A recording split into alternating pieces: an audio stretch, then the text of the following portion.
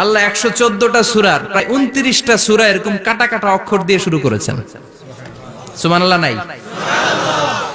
এই 29টা সূরা কখনো আল্লাহ একটা অক্ষর দিয়ে শুরু করেছেন, কখনো 2টা অক্ষর দিয়ে, কখনো 3টা দিয়ে, কখনো 4টা দিয়ে, কখনো 5টা দিয়ে। একটা অক্ষর দিয়ে আল্লাহ কোরআনের সূরা শুরু করেছেন। এরকম একটা সূরা বলেন, নুন ওয়াল কলামি ওয়া মা ইয়াসতুরুন। নুন, নুন দিয়ে সূরা শুরু হয়ে গেছে। তারপরে কফ, এক অক্ষর দিয়ে সূরা শুরু হয়ে গেছে। সুবহানাল্লাহ পড়েন। এবার বলেন 2 অক্ষর দিয়ে সূরা শুরু হয়েছে এরকম সূরা বলেন। এত দূরে যান কেন? এটা আছে না নাই? ইয়াসিন। সুবহানাল্লাহ পড়েন। ইয়াসিন 2 অক্ষর দিয়ে। তারপরে হামিম। এবার 3 অক্ষর দিয়ে আল্লাহ সূরা শুরু করছেন এরকম, আলিফ লাম তা সিন মিম। আল্লাহু আকবার।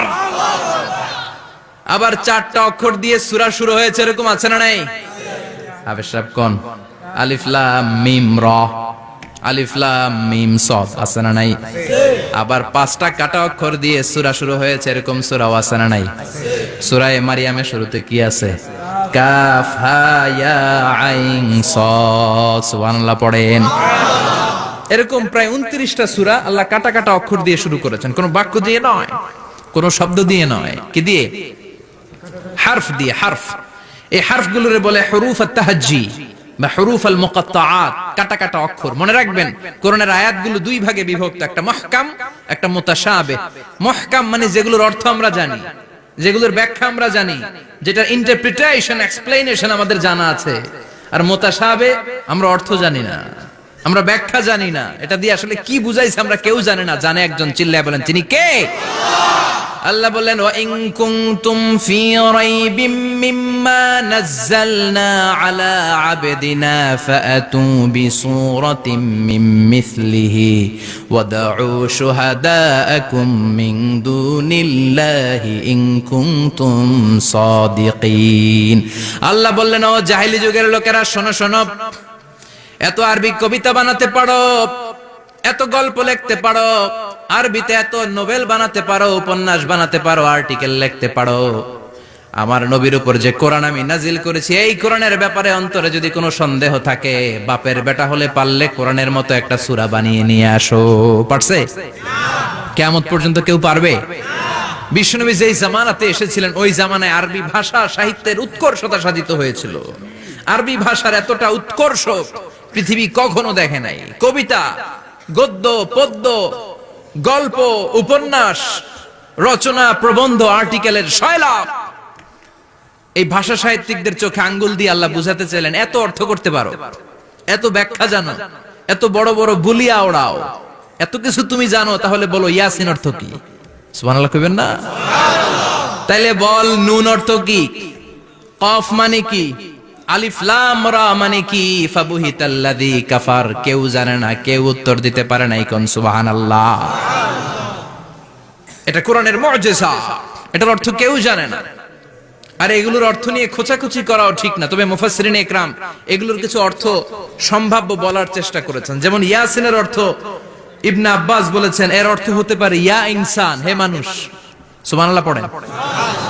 কেউ কেউ বলেছে এটার অর্থ হতে পারে ইয়া সাইয়্যিদ আল মুরসালিন। কেউ কেউ বলেছেন ইয়াসিন হতে পারে ইসমুল্লাহ, আল্লাহর নাম। কেউ বলেছেন এটা হতে পারে ইসমুন লিন নবী, বিশ্ব নবীর নাম।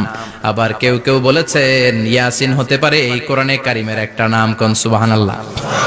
এই সম্ভাব্য সব কথাগুলো বলে পৃথিবীর সব মুফাসসিররা বলতে বাধ্য হয়েছেন, আল্লাহু আ'লামু বিমুরাদিহি বিহি। এটার দ্বারা আসল অর্থ যে কি, এটা আমরা কেউ জানি না। জানে কে? আল্লাহ। চিৎকার করে বলতে হবে, জানে কে? আল্লাহ। তাহলে এই সূরার মর্যাদা কম কম না বেশি বেশি? কলবুল কোরআন, এটা কোরআনের কলব। একবার পড়লে 10 পড়ার সওয়াব। আবার মুমূর্ষু ব্যক্তির সামনে বসে সূরা ইয়াসিন তেলাওয়াত করতে বলা হয়েছে। তাহলে মৃত্যুর কষ্টরে হালকা করে দেয় কে? আল্লাহ। আবার রাত্রি বেলা সূরা ইয়াসিন তেলাওয়াত করলে সকাল বেলায় নিষ্পাপ বানায় দেয় কে? আল্লাহ। মনে থাকবে? কোরআনের কলবের নাম কি? ভুলে যাবেন না তো? বেশি বেশি তেলাওয়াত করতে রাজি আছেন? সকাল সন্ধ্যা তেলাওয়াত করবেন তো? সূরা ইয়াসিন ছাড়াও এই সূরার অনেকগুলো নাম তাফসীর গ্রন্থে পাওয়া যায়। এই সূরার একটা নাম হচ্ছে সূরাতুল কাদিয়া। সূরাতুল কাদিয়া, তাকদি হাজাতা কারিইহা। যে এই সূরা তেলাওয়াত করে ওই তেলাওয়াতকারীর যে হাজত আছে, প্রয়োজন আছে, এই সূরার বরকতে আল্লাহ তার প্রয়োজন পূরণ করে দেয়। আমাদের জীবনে প্রয়োজন আছে না নাই? কার কাছে চাইবো? বিপদে পড়লে কারে বলবো? আমরা বিপদে পড়লে প্রথমে শেয়ার দেই ফেসবুকে। কোথায় শেয়ার? আগে শেয়ার দিব কার কাছে? মনে থাকবে? বিপদে পড়লে ফেসবুকে শেয়ার দিব না, বন্ধুরে শেয়ার করব না, বউয়ের কাছেও পরে শেয়ার করব, আগে শেয়ার করব কার কাছে? মনে থাকবে? এজন্য বিশ্বনবী বলতেন এই সূরার নাম সূরাতুল কাদিয়া, মানুষের হাজত পূরণ করে দেয়। এই সূরা তেলাওয়াত করে যদি আপনি আল্লাহর কাছে কোনো বিপদ থেকে পানা চান অথবা কোনো প্রয়োজন নিয়ে দোয়া করেন, সূরার বরকতে প্রয়োজনটা পূর্ণ করে দেয় কে? কেউ যেটা পারে না পারে কে? কেউ যেটা দেয় না দেয় কে? কেউ যেটা শোনে না শোনে কে? তাহলে পেলাম সূরাতুল কাদিয়া। আরেকটা নাম আছে সূরার, সেটা হচ্ছে সূরাতুল আযীমা, সুমহান সূরা। কি সূরা?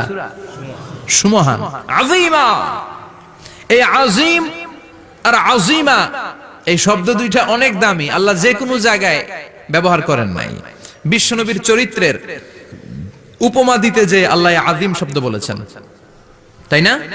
রব্বুল আলামিন বলেন ওয়া ইন্নাকা লাআলা খুলুকিন আযীম। ও নবী, সাধারণ কোন চরিত্র আপনারে আমি দেই নাই, আপনারে আমি দিয়েছি আযীম একটা চরিত্র, খুলুকুন আযীম। And verily indeed you are on a very good standard of character. অসাধারণ চরিত্র দিয়েছি। বিশ্বনবীর চরিত্র বুঝাতে যে আল্লাহ কি শব্দ ব্যবহার করেছেন? কথা বলে না, তাফসীর শিখে যেতে হবে। কোন শব্দ ব্যবহার করেছেন? আযীম। আবার আল্লাহ নিজের পরিচয় দিতে যে আযীম বলেছেন, ওয়ালা ইয়াউদুহু হিফযুহুমা ওয়া হুয়াল আলিয়্যুল আযীম। সুবহানাল্লাহ। আকাশ জমিনের নিয়ন্ত্রণ করতে যে আল্লাহ কখনো ক্লান্ত হয় নাকি? কারণ তিনি হচ্ছেন আল আলিয়্যুল আযীম। আল্লাহু আকবার। তার মানে নবীর চরিত্রের ক্ষেত্রে আযীম, আল্লাহর নিজের সত্তার ক্ষেত্রে আল্লাহ বললেন আযীম। আবার বললেন কিয়ামতের দিন গোটা পৃথিবীটারে আমি নাড়িয়ে দেব, গোটা পৃথিবীতে একটা আমি ভূমিকম্প দিব। এই কথাও কোরআনে আছে না নাই? ইযা জুলজিলাতিল আরদু জিলজালাহা আল কারিয়াতু মাল কারিয়া। পুরো পৃথিবী কাঁপিয়ে দিব। এই কাঁপাকাঁপিটা ওই দিনের ভূমিকম্পটা কি অন্যান্য সময়ের ভূমিকম্পের মতো হবে? এই ভূমিকম্পকে আল্লাহ বলেছেন আযীম। ইন্না জালজালাতাস সাআতি লা শাইউন আযীম। সেদিনের ভূমিকম্প সাধারণ কোনো আর্থকোয়েক নয়, সাধারণ ভাইব্রেশন না, এটা আযীম। আবার আল্লাহ কোরআনকেও আযীম বলেছেন, ওয়ালাকাদ আতাইনাকা সাবআম মিনাল মাসানি ওয়াল কুরআনাল আযীম। ও নবী, আমি আপনার নিত্য পাঠনীয় সপ্তবাক্য সূরাতুল ফাতিহা দিয়েছি, সাথে সাথে কোরআনে আযীম দান করেছি। সুবহানাল্লাহ। তার মানে কোরআনের ক্ষেত্রে আযীম, কিয়ামতের ভূমিকম্প এটা আযীম, আল্লাহ নিজেও আযীম, বিশ্বনবীর চরিত্র। আবার এই সূরাটাও যেহেতু দামি, এজন্য এই সূরার নাম সূরাতুল আযীমা, সূরাতুল সুমহান সূরা। এটা যেন তেন সূরা নয়, এটা তো কোরআনের কলব। কলব ছাড়া মানুষ বাঁচে? হার্ট ফাউন্ডেশনে যেয়ে দেখবেন মানুষের কি অবস্থা। হৃদরোগ, হৃদয় যার নষ্ট, তার যে কত কষ্ট। এই যে কি পরানো লাগে এখন? রিং পরায়, এনজিওগ্রাম, এনজিওপ্লাস্টি করে আর্টারি ব্লক করে ফেলে। চর্বি, এত চর্বি আমরা খাই, এত গরুর গোশত আমরা খাই। মনে রাখবেন, যেই প্রাণীর পা বেশি ওইটার ভিতরে কোলেস্টেরল বেশি। মাছের কয় পা? হ্যাঁ, নাই, এখানে নাই, মাছের পাটা নাই, কোলেস্টেরল নাই। মুরগির কয় পা? জোরে বলতে হবে। তার মানে কিছু কোলেস্টেরল আছে না নাই? গরুর কয় পা? কোলেস্টেরল বেশি না কম? এইবার কোন চিংড়ির কয় পা? সবচেয়ে বেশি কোলেস্টেরল কন্টেইন করে শ্রিম্প, প্রন, চিংড়ি। এজন্য এগুলো কম খাইতে হবে। তবে 40-এর আগে যারা আছেন ধুমায়া খান, 40-এর পরে এই যে মাটন, ল্যাম্প, ছাগলের গোশত, খাসির গোশত, চিংড়ি, এগুলো আপনার ডায়েট থেকে বাদ দিয়ে দিতে হবে। বুঝতে পেরেছেন? এজন্য এই সূরাটা যেন তেন সূরা নয়, এটা তো কোরআনের কলিজা, হার্ট, হৃদয়। এজন্য সূরাটা সূরাতুল আযীমা। সুবহানাল্লাহ পড়েন। তার মানে 1 নম্বরে পেলাম সূরাতুল কাদিয়া, 2 নম্বরে পেলাম সূরাতুল আযীমা, 3 নম্বরে সূরার আরেক নাম হলো সূরাতুল মুইম্মা। সূরাতুল মুইম্মা। মুইম্মার দুই অর্থ, এক অর্থ হচ্ছে এটার বরকতটা আম, সবার জন্য, যেই পড়ে সেই বরকত পায়, এজন্য মুইম্মা। আবার মুইম্মার আরেক অর্থ হচ্ছে যেই সূরা শত্রুকে অন্ধ করে দেয়। কি করে দেয়? এই সূরার প্রথম 9টা আয়াত যদি বিপদে পড়ে, শত্রুর কবলে পড়ে আপনি তেলাওয়াত করেন, শত্রুর চোখটারে অন্ধ করে দিবে কে? আল্লাহ। বিশ্বনবী মক্কা থেকে যখন মদিনায় যায়, হিজরতের সময় বিশ্বনবী সূরাত ইয়াসিনের প্রথম 9টা আয়াত তেলাওয়াত করলেন। তেলাওয়াত করে আল্লাহর নাম নিয়ে ঘর থেকে বের হলেন। আশেপাশে কাফেররা ঘুরে কিন্তু বিশ্বনবীরে দেখে না, সবাই খালি এরকম এরকম করে, ডানে বায়ে হাতায় বিশ্বনবীর সামনে দিয়ে যায়, কিন্তু কাফেরদের চোখ অন্ধ করে দিয়েছে কে? আল্লাহ। এজন্য কোরআন তেলাওয়াত করলে কাফেরদের চোখকে অন্ধ বানায় দেয় কে? আল্লাহ। এজন্য সূরার একটা নাম হচ্ছে সূরাতুল মুইম্মা। কি নাম? অন্ধ করে দেয়। তাফসিরে কুরতুবির মুসান্নিফ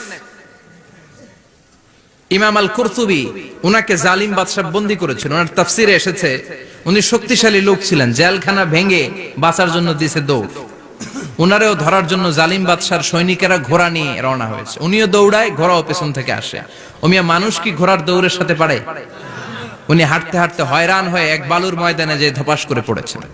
ওরাও ঘোড়া দিয়ে এসে নেমেছে, কিন্তু আজীব তামাশা, উনি বালুতে ধপাস করে পড়েই সূরা ইয়াসিনের প্রথম 9 আয়াত তেলাওয়াত করতে শুরু করেছেন। ওরা নিচে নেমে ডানে বায়ে সামনে পিছনে খালি খুঁজে, কিন্তু দেখে না, সামনেই কিন্তু বসা। ওদের চোখটার অন্ধ করে দিছে কে? আল্লাহ। বিশ্বাস হয়? ঈমান হয়? এজন্য বিপদে পড়লে সূরা ইয়াসিনের প্রথম 9 আয়াত পড়তে রাজি আছেন? আল্লাহ তুমি তৌফিক দাও। আর জোরে পড়েন আমিন। এজন্য আল্লাহ চমৎকার ভাবে এই সূরাটা শুরু করে দিলেন। 2টা কাটা অক্ষর দিয়ে আল্লাহ বললেন ইয়াসিন ওয়াল কুরআনিল হাকীম ইন্নাকা লামিনাল মুরসালিন আলা সিরাতিম মুস্তাকিম। পড়েন সুবহানাল্লাহ। ইয়াসিন সূরাটা শুরু করলেন কি দিয়ে? এটা কি কোনো বাক্য? এটা কি কোনো শব্দ? এটা কি অক্ষর? 2টা।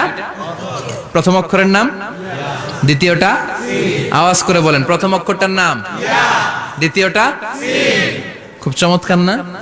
বাক্য দিয়ে এই সূরাটা শুরু করে নাই। যেমন ইদা জুলজিলাতিল আরদু জিলজালাহা, এই সূরার প্রথম আয়াত, এটা একটা বাক্য না? আচ্ছা।